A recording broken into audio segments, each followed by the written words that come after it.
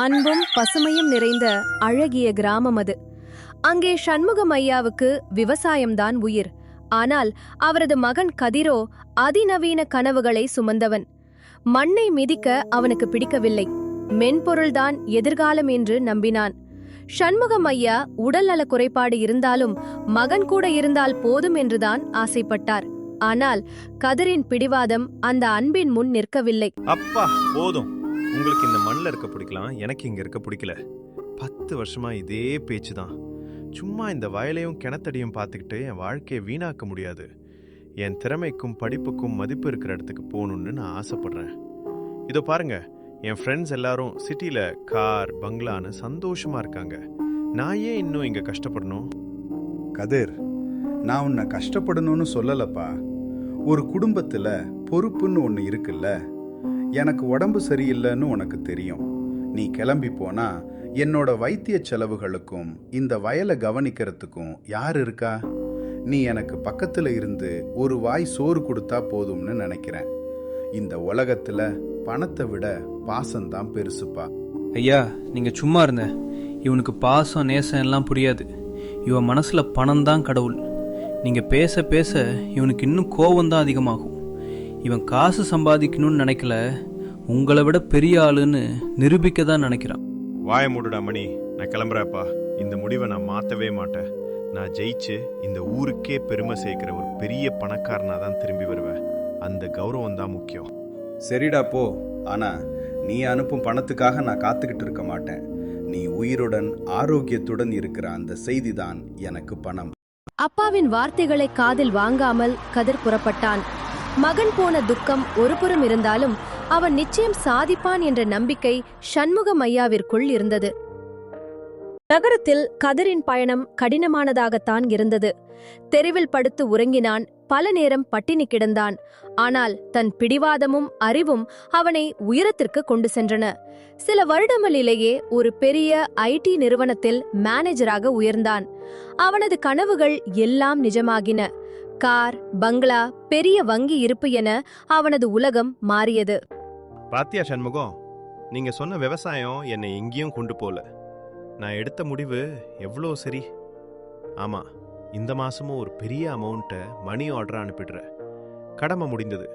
இனிமே இந்த business meeting தான் முக்கியம். ஆமாம், பணம் அனுப்பும் கடமையை அவன் மறக்கவில்லை.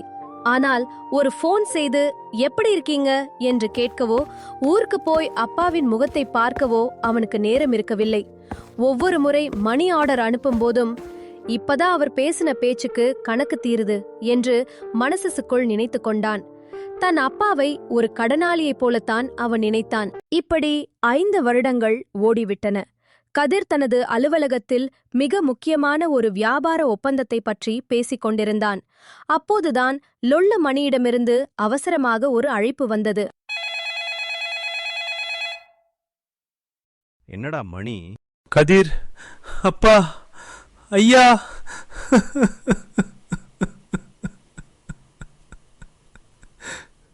என்னடா உளறிட்டு இருக்க? லொல்ல விடாத, நான் மீட்டிங்ல இருக்கேன். சண்முகம் ஐயா நேத்து ராத்திரி நெஞ்சு வலிச்சு போயிட்டாருடா. கடைசி நிமிஷம் வரைக்கும் கதிர் வருவான் கதிர் வருவான்னு சொல்லிக்கிட்டு தான் இருந்தாரு. நீயாவது கடைசியா ஒரு தடவை வந்து பார்த்துருக்கலாம்டா.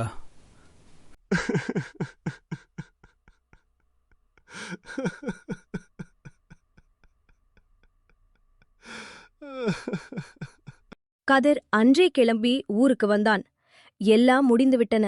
எரிக்கப்பட்ட விறகின் வாசம் வெற்றிக்கு பின்னால் வந்த வெறுமையை அவனுக்கு உணர்த்தியது. தான் இழந்ததை நினைத்து கதிர் கதறி அழுதான். ஊர் மக்களின் பார்வையில் அவனுக்கு எந்த மரியாதையும் இல்லை. எல்லாரும் பணம் சம்பாதிச்சு என்ன புண்ணியம், பெற்றோரை கவனிக்காத பாவி என்று பேசினார்கள். அப்போதுதான் லொள்ளுமணி ஒரு சிறிய பழைய நோட்டை கதிரிடம் கொடுத்தான். மச்சான், நான் உன்னை திட்டுறதுக்கு வரல. நீ போறதுக்கு முன்னாடி ஐயா இதை எழுதி வச்சிருக்காரு. இதை நீ கண்டிப்பா படிக்கணும்னு சொன்னாரு. என் அன்புள்ள மகனே கதிர், இந்த கடிதத்தை நீ படிக்கும்போது நான் உன்னோட இல்லை. நீ கிளம்பி போன அன்னைக்கு எனக்கு ரொம்ப சந்தோஷம். ஏன்னா என் பையன் வெறும் விவசாயியா இருக்க போறதில்ல, பெரிய உலகத்தை பார்க்க போறான்னு நினைச்சேன். நீ சம்பாதிச்ச பணத்தை எனக்கு அனுப்பும் போதெல்லாம் அந்த பணத்தை நான் தொடவே இல்லை. அதை அப்படியே ஒரு பெட்டியில பத்திரமா பூட்டி வச்சேன். எனக்கு தெரியும், நீ அந்த பணத்தை எனக்கு அனுப்புறது உன் கடமையை தீர்க்கத்தான். ஆனா அந்த கடமையை நான் ஊருக்காக மாத்திட்டேன். இந்த ஊர்ல படிக்க வசதி இல்லாத ஏழை குழந்தைகளை பார்த்தேன். அவங்களுக்கெல்லாம் உன் பணத்துல ஃபீஸ் கட்டுனேன், நோட்டு புத்தகம் வாங்கினேன். ஏன் தெரியுமாமா? நீ உன் திறமையால சம்பாதிச்ச பணம் ஒருபோதும் எனக்கு சொந்தமானது இல்லை. அதுக்கு ஒரு உயர்ந்த நோக்கம் இருக்கு. நீ உன் அப்பாவை நேசிச்சதை விட நீ சம்பாதிச்ச பணம் 100 குழந்தைகளுக்கு அப்பாவா இருக்கணும்னு நான் ஆசைப்பட்டேன். இனிமே நீ வீட்டுக்கு வரணும்னு நான் சொல்ல மாட்டேன். நீ இவ்வளவு தூரம் கஷ்டப்பட்டு சம்பாதிச்சத வீணாக்காம என் ஆசைய நிறைவேத்து. நீ உருவாக்கிய அந்த கனவுகளை நீயே வளர்த்து விடு. நீ எங்க இருந்தாலும் நல்லா இருக்கணும். உன் அப்பா சண்முகம். அப்பா, நான் என்னை பத்தி மட்டும் தான் நினைச்சேன். என்னை மன்னிச்சிருங்கப்பா. நான் என்னோட வெறுப்புக்கு தீனி போடுறதுக்காக தான் சம்பாரிச்சேன். ஆனா நீங்க என் பணத்துக்கு ஒரு உயர்ந்த வாழ்க்கையை கொடுத்துருக்கீங்க.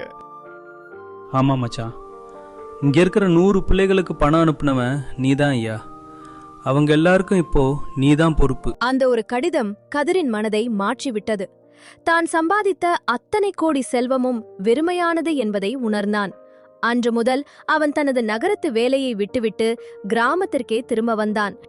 தம்பிகளா, உங்களை எல்லாம் படிக்க வைக்கணும்னு ஆசைப்பட்டது எங்க அப்பா சண்முகம் ஐயா. இனிமே அவருடைய ஆசை என்னுடையது. நீங்க எல்லாரும் நன்றாக படிக்கணும். நான் உங்களுக்காக ஒரு பெரிய பள்ளிக்கூடத்தை கட்டித்தரேன். நீங்க பெரிய ஆளான பிறகு நீங்களும் நம்ம கிராமத்தை மறக்க கூடாது. கதிர் தன் அப்பாவின் பெயரில் ஒரு அறக்கட்டளையை தொடங்கி அந்த கிராமத்தில் தரமான பள்ளியையும் மருத்துவ வசதிகளையும் ஏற்படுத்தினான். அவன் பணக்காரனாக வரவில்லை, ஆனால் அவனுடைய மனம் நிறைந்த செல்வத்துடன் தான் கிராமத்திற்கு திரும்பினான். பணத்தை விட பாசம்தான் முக்கியம் என்பதை அவன் தாமதமாக உணர்ந்தான் என்றாலும் தன் தந்தையின் அன்பை 100 குழந்தைகளிடம் கண்டதில் அவனுக்கு பூரண நிம்மதி கிடைத்தது.